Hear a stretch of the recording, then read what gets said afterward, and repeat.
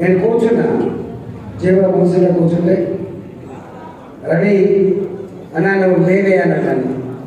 నేను చూస్తానే వంగి చూస్తానంటే నేను లేచిన తర్వాత అటు ఇటు దండం పెడుతుంటే వాళ్ళ కేరింతలు వాళ్ళ సంతోషం చూస్తూ ఉంటే వాళ్ళ రవి అంటుండు ఎన్నడూ ఇంత స్పందన రాలేదని చెప్పి రవి అంటుండు. దానికి కారణం ఉందండి, దానికి కారణం ఉన్నది. ఒక ఎన్నిక ఇంతకుముందు హరీష్ రెడ్డి చెప్పినట్టుగా ఒక 15 రోజులు 20 రోజులు ఉంటుంది ఎన్నిక. కానీ 6 నెలల పాటు సుదీర్ఘకాలం పాటు అక్రమంగా సంపాదించిన 100 కోట్ల రూపాయలు ఖర్చు పెట్టబడి ఒక సమావేశాల్లో పెట్టుకొని విధి విధానం ఖరారు చేసుకొని దాని డబ్బు కేటాయించుకొని ఇట్లా అమలు చేస్తామని చెప్పేటువంటి స్కీమ్.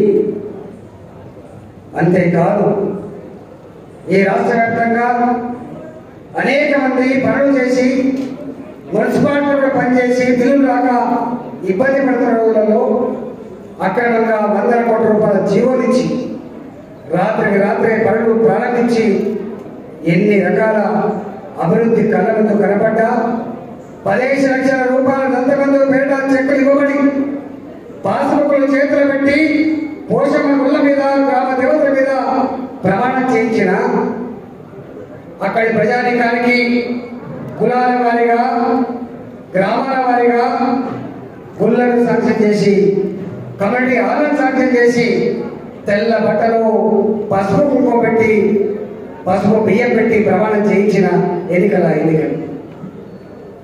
ఇదంతా సాలదన్నట్టుగా ప్రజల సెంటిమెంట్ మీద దాడి చేసే ప్రయత్నం చేసింది. ఒక్క మాటలో చెప్పాలంటే ఏ రాజ్యాంగం ప్రతి పౌరుడికి ఏ రాజకీయాలను కలిగి ఉండాల్సిన స్వేచ్ఛ ఇచ్చింది, నిషేధించబడిన రాజకీయాలు తప్ప. ఒక పౌరుడికి దేశంలో భారత రాజ్యాంగం ఏ వ్యక్తికైనా స్వేచ్ఛగా ఓటు వేసేటువంటి హక్కు ఇచ్చింది.